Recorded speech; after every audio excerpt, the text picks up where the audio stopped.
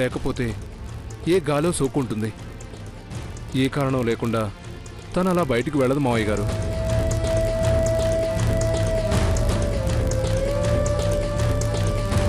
నాగినీడొచ్చేలా మాట్లాడినప్పుడు నేను కంగారు పడ్డాను అల్లుడు గారు. కానీ ఇప్పుడు కాస్త కుదుట పడ్డాను. కారణం లేకుండానే భార్యను అనుమానిస్తున్న ఈ రోజుల్లో మీరు చాలా గొప్పగా ప్రవర్తించారు అల్లుడు గారు. వినకూడని విషయం ఒకటి విన్నా కూడా భార్య మీద చాలా నమ్మకంతో మాట్లాడారు. దానికి చాలా సంతోషంగా ఉంది నాకు. అవును మామయ్య గారు, తమ్ముడు గురించి మనకు తెలుసు కదా. ఇప్పుడు తెలుసుకోవాల్సింది ఆ అభి గురించి. ఆ టైంలో అప్పుడు అతను అక్కడికి ఎందుకు వెళ్ళాడో అర్థం కావటం లేదు. ఇంకెందుకన్నయ్యా, ఖచ్చితంగా మన పరువు తీయడానికే వెళ్ళాడు. అంతే అయి ఉంటుంది. ఆయన గారిని మనం అల్లుడుగా అంగీకరించలేదు కదా. మామయ్య గారు, మీరైనా గట్టిగా నిలదీసి ఉండాల్సింది. అల్లుడు గారు, ఇది ఒక ఆడపిల్ల పరువుకు సంబంధించిన విషయం. ఆచితూచి అడుగు వేయాలి. తమ్ముడు, ముందు అసలు ఏం జరిగిందో తెలుసుకుందాం. తర్వాత జరగాల్సిన దాని గురించి ఆలోచిద్దాం.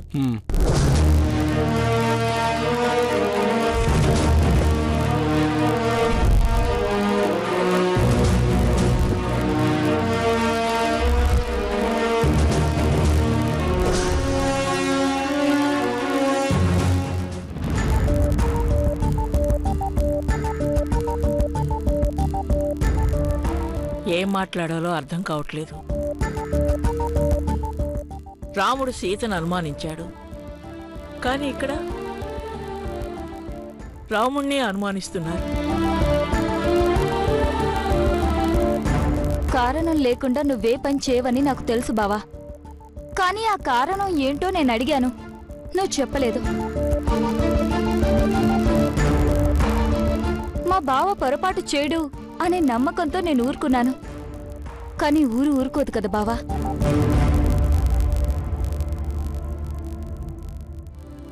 అసలు కావేరి అర్ధరాత్రి బయటికి వెళ్ళడం ఏంటి, ఎవడో అల్లరి చేయడం ఏమిటి, నువ్వు కాపాడడం ఏంటి? నిజం చెప్పు నాన్న, అసలు సమస్య ఏమిటి? బావా, నువ్వు అందరి దృష్టిలోనూ హీరోలానే ఉండాలి. అందరిప్పుడు నిన్ను విలన్లా చూస్తున్నారు. అది నాకు ఇష్టం లేదు బావా. నన్ను ఎవరు ఎలా చూసినా నష్టం లేదు, కానీ నాతో పాటు మీ అక్కని దోషిగా చూస్తున్నారు.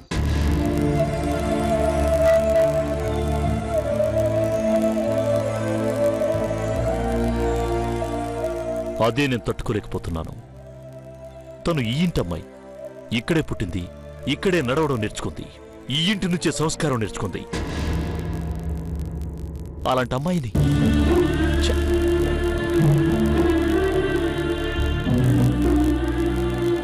వీటన్నిటికీ ఫుల్ స్టాప్ పెట్టాలంటే మీ ఇద్దరిలో ఎవరో ఒకరు నోరు విప్పాలి కదా బావా.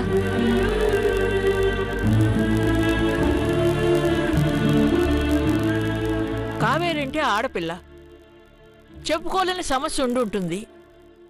నువ్వు మొగాడివి, నువ్వు చెప్పకపోతే ఎలా నాన్నా?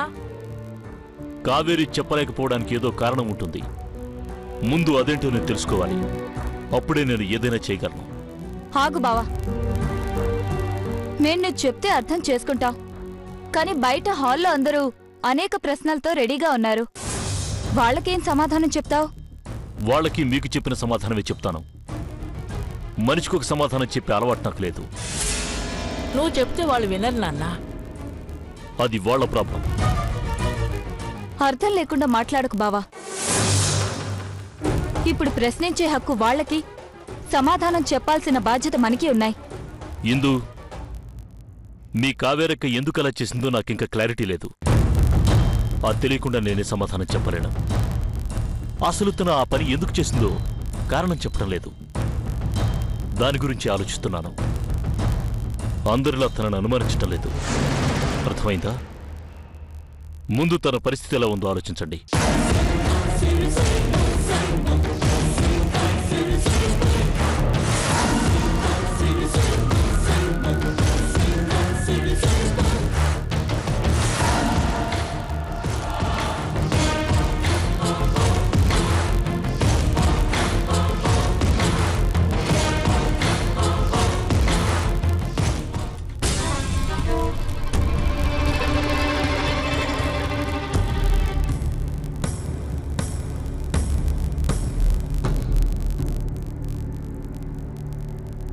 ఏమన్నా చెప్పాడా నీ మనవడు?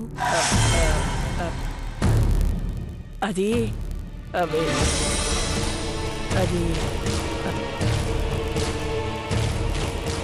అమ్మమ్మగారు అలా అన్నారంటే ఆయనేం చెప్పుండడు. అంటే అక్కడేదో జరుగుంటుంది నాన్నా. నువ్వు నోర్మై. నువ్వు చెప్పిన సమాధానం ఇక్కడ మా నోరులే మూయించలేకపోయాయి. ఇక ఊరి జనం నోరులు ఎలా మూయిస్తాయి? అక్కడ ఆయన, ఇక్కడ ఈయన, ఇద్దరూ నిజం చెప్పకపోతే ఎలా? ఇంత జరిగాక నిజం చెప్పలేదంటే ఆ అభిరామ్ ఏదో చేసే ఉంటాడు. పాపం కావేరి అమాయకురాలు. నిజం చెప్పినంత మాత్రాన తప్పు చేసినట్టు కాదు బావగారు. చెప్పుకోలేని విషయం అయి ఉండొచ్చు కదా. చెప్పుకోలేని విషయం అంటే ఏంటి? ఒక మనిషి ఇంట్లోంచి బయటికి వెళ్ళాడు అంటే ఏదో కారణం ఉండాలి కదా. ఒక పని మీద వెళ్ళాడా, లేక పని లేక పని మీద వెతుక్కుంటూ వెళ్ళాడా, లేక బలాదురుగా తిరగడానికి వెళ్ళాడా? ఏదో ఓ కారణం ఉంటుంది కదా. నరేంద్ర, ఏమిట్రా మాటలు? లేకపోతే ఏంటమ్మా? మన ఇంటి వైపు కూడా చూడటానికి భయపడే నాగినీడు మన ఇంటికొచ్చి నన్ను వెటకారం చేశాడు. నాకు పనివ్వండయ్యా అని మన ఇంటి చుట్టూ తిరిగి ఆ పాలేరు వెధవ నా కూతురి మీద చెయ్యివైపోయాడు. దీనికంతటికీ కారణం నీ మనవడు కాదా? నా గుండె ముక్కలవుతున్నా తట్టుకోగలను గాని నా ఇంటి పరువు ఇంచి తగ్గినా నేను తట్టుకోలేను. దీనికి కారణమైన వాళ్ళని వదిలిపెట్టను. అసలు ఏం జరిగిందో తెలుసుకుంటాను. మీరు ఆగండి మావయ్య గారు. కావేరి నిజం చెప్పకపోతే మీరేం చేస్తారో తలుచుకుంటేనే నాకు భయంగా ఉంది. ఈ రోజు లైఫ్లో 2 చూడకూడనివి చూశాను. 1, నా భార్య కళ్ళల్లో నీళ్లు. 2, అవమానంతో మీరు తలదించుకోవడం. నా భార్య ఏ తప్పు చేసి ఉండదని నాకిప్పటికీ నమ్మకం ఉంది మావయ్య. అంటే బావ తప్పు చేశాడటావా? ఇక్కడ ఎవరు తప్పు చేశారన్నది కాదు, తప్పు ఎవరి పక్కనున్నా మన పరువు ఇంకో పక్కకు పోతుంది.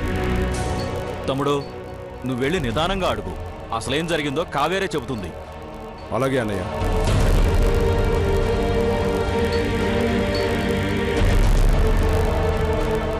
చెప్పమ్మా, ఏం జరిగిందో.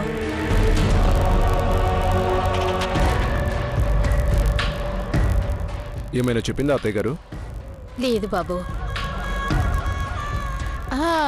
ఏం చెప్తుంది? ఏవడిగినా ఆవిడ ఏడవడం, అమ్మ కన్నీళ్లు తొడవటంతోనే సరిపోతుంది. పర్వాలేదులే, నేను కనుక్కుంటాను. కావేరి, అమ్మ నేను కాబట్టి అమ్మ బుజ్జి అని బుజ్జగిస్తూ అడిగాం. అందరూ అలాగే అడుగుతారని అనుకోవద్దు. బాబు, అది చిన్న పిల్ల. ఎందుకిలా జరిగిందో ఏమిటో అస్సలు అర్థం కావడం లేదు. కాస్త నిదానంగా అడుగు బాబు. ఏం చేసినా సగం నేను చేసినట్టే. నేను మెల్లగా అడుగుతాను. మీరు పదండి అత్తయ్య. రావే.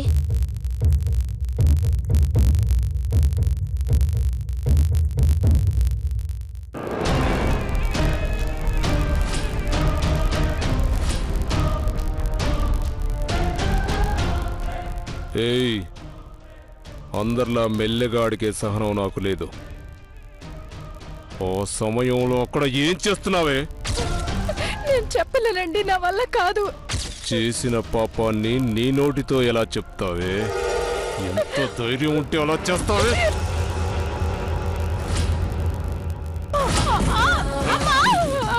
ఏయ్, నోర్మై.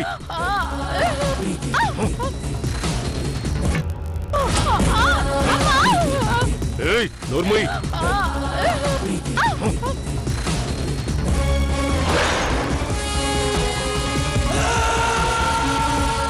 అందరూ వింటారు. అరవకు.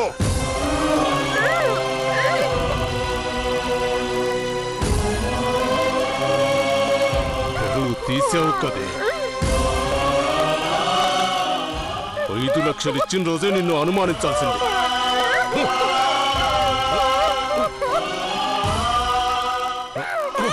తప్పు చేయలేదా? తప్పు.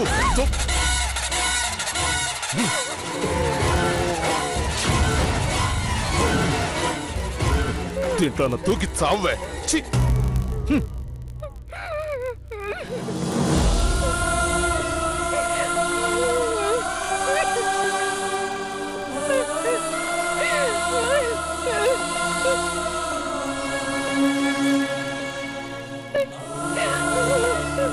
నీకు ఎలాగూ పిల్లలు లేరు కదా, ఇంకో అమ్మాయితో సంబంధం పెట్టుకున్నాను.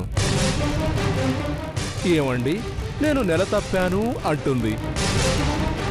అప్పుడు దాన్ని ఇంటికి తీసుకొచ్చి నువ్వు గొడ్రాలివని నిరూపిస్తాను. పిల్ల బీచులేని నీకే తెలుస్తుంది పిల్లల మీద ప్రేమ.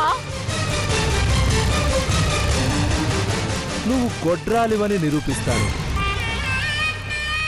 పిల్ల బీచులేని నీకే తెలుస్తుంది పిల్లల మీద ప్రేమ.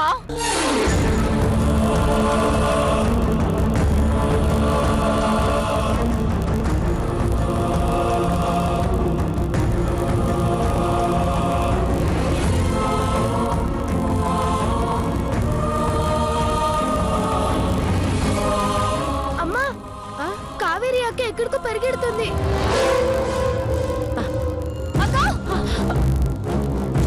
కావేరి కావేరి కావేరి అక్క, అయ్యో అటు బాబాయ్ వెళ్తుంది.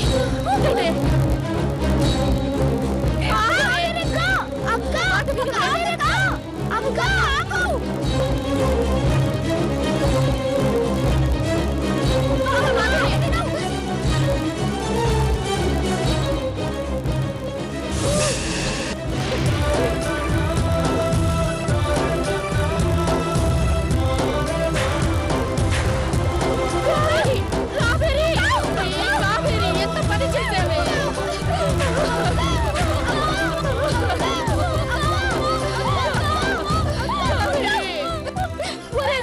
కృష్ణయ్య త్వరగా రండిరా.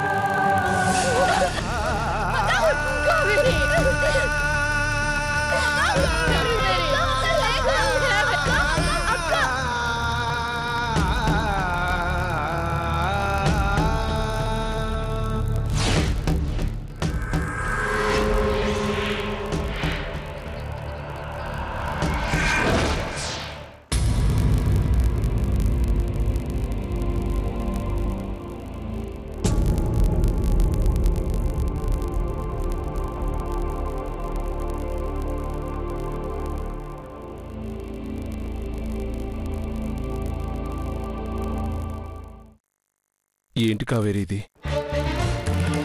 ఎందుకింత పనిచేశావు? నువ్వు లేకుండా నేను బతకగలనా? అయినా నేను గదిలో ఏం చెప్పాను? నువ్వు 3 రాత్రులు కాదు 6 రాత్రులు ఇంట్లో లేకపోయినా నేను నిన్ను అనుమానించను. నువ్వెందుకు ఇంట్లోంచి బయటికెళ్ళావు అని అడిగాము, మాతో చెప్పలేదు. పోనీ నిన్నంతగా ప్రేమించే భర్తున్నాడు కదా, కనీసం ఆయనకైనా చెప్పుకోవచ్చు కదా. బావిలో దూకితే నువ్వు పోతావు, కానీ నీ మీద పడ్డ నింద పోతుందా? పోనీలే నానమ్మ, జరిగిందేదో జరిగిపోయింది. కాసేపు పక్కన ప్రశాంతంగా వదిలేద్దాం. మనం వదిలేస్తామే, ఎందుకంటే అది మన చెల్లెలు. కానీ ఆ నాగినీడు ఎలాంటి వాడో మనకు తెలుసుగా. ఊళ్ళో ఏం చెప్పాడో, ఎన్ని కథలు సృష్టించాడో.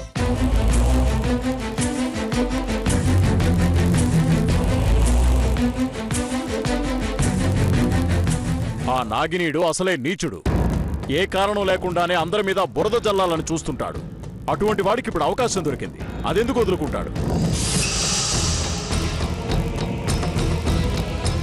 అయ్యా అభిరామ్ గారు, మీ కాళ్ళు పట్టుకుంటాం, అసలేం జరిగిందో చెప్పండి.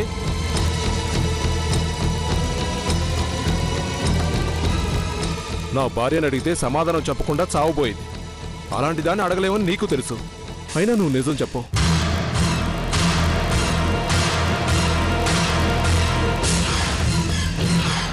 ఎవరు ఎలా పోతే ఆయనకెందుకు?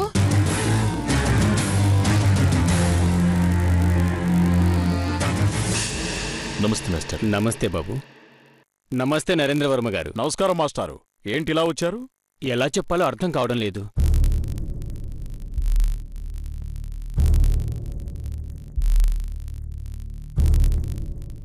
మీతో ఇలాంటి కబురు చెప్పాల్సి వస్తుందని ఎప్పుడు అనుకోలేదు.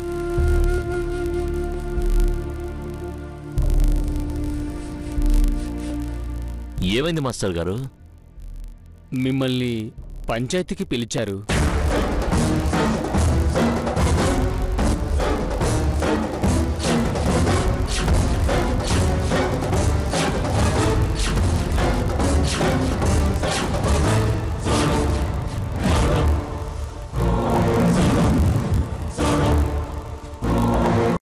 మిమ్మల్ని పంచాయతీకి పిలిచారు.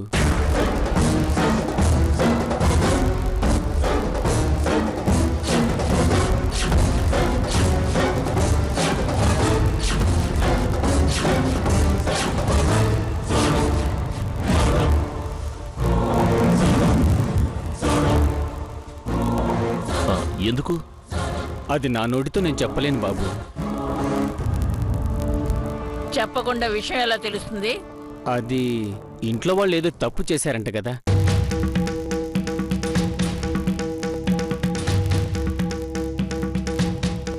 దాన్ని విచారించటానికి.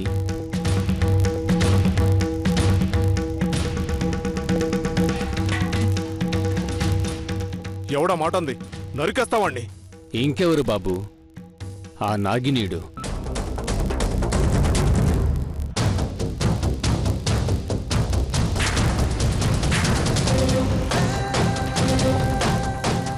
మాస్టారు, ఊరందరికీ న్యాయం చెప్పే ఇల్లిది. అటువంటిది నా కుటుంబాన్నే రచ్చబండకు రమ్మంటారా? ఆ విషయం మాకు తెలుసు నరేంద్ర గారు. తెలిసింది కదా, ఇక మీరు వెళ్ళరండి. ఆ నాగినీడు అవాకులు చెవాకులు పేలుతున్నాడు. మీరు రాకపోతే ఆ నింద నిజమవుతుంది.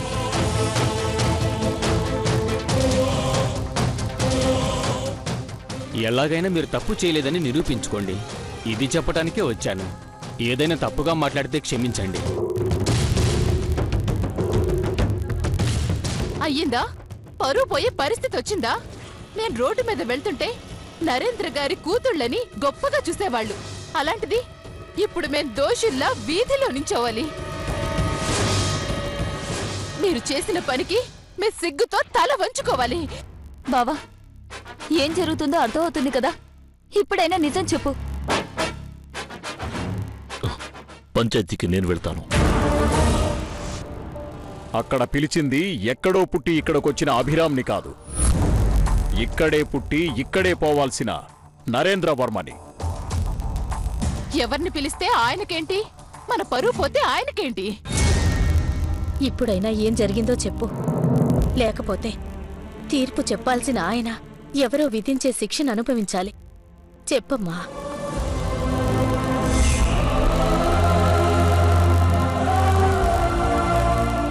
ప్లీజ్ చెప్పక్క.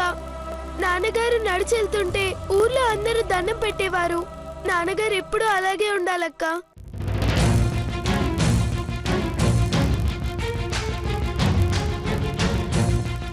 అంత ప్రేమ ఆయన మీద దనుకుంటే మనకి ఇలాంటి పరిస్థితి ఎందుకు వస్తుంది?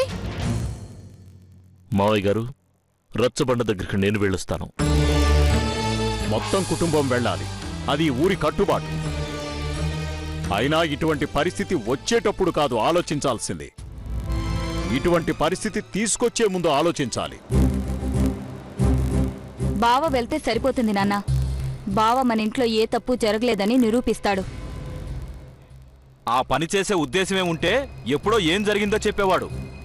నేనే వెళ్ళి ఆ నాగినీడి కాళ్ళు పట్టుకుని పంచాయతీ వద్దు అని చెప్తాను. మనింట్లో తప్పు జరుగుంటే ఎవరి కాళ్ళు పట్టుకున్నా అది చెరిగిపోదు. ఏం జరగనప్పుడు ఎవరి కాళ్ళు పట్టుకోవాల్సిన అవసరం లేదు. పంచాయతీకి వెళ్దాం. చూసావా, నీ తెలివి తక్కువ పనికి ఈ కుటుంబం మొత్తం శిక్ష అనుభవించాల్సి వచ్చింది. అంతా తనొక్కద్ద చేసినట్టు తననే నిందిస్తారేంటి? ఆయన గారి హస్తం కూడా ఉంది కదా. వాదనలు ప్రతివాదనలు వినిపించడానికి ఇది కోర్టు కాదు, ఇల్లు. ఆ నాగినేడేదో నిరూపిస్తా అన్నాడు కదా, అదేదో అక్కడే తేల్చుకుందాం.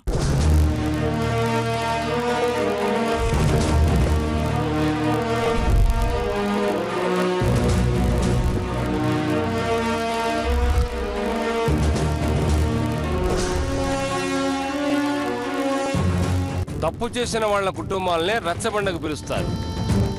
తప్పు చేసిన వాడిని 4 ఈడ్చి తన్నటానికి కూడా రచ్చబండ దగ్గరకు వస్తారు. ధర్మాసనం మీద కూర్చొని తీర్పు చెప్పాల్సిన నా కొడుకు ఈ రోజు 10 మంది మధ్య దోషులా నిలబడ్డాడే.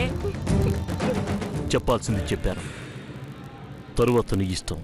సీతమ్మని పిలవండి, నేను నిరూపిస్తాను. అమ్మా నేను మీకేం చెప్పలేదు. అసలు ఇలాంటి పూజ గురించి ఎక్కడ విన్నాం అసలు? నేనే వెళ్ళి సాక్ష్యం తీసుకొస్తాను. ఏ సాక్ష్యం లేకుండా నువ్వు అట్టించడే పారిపోతే?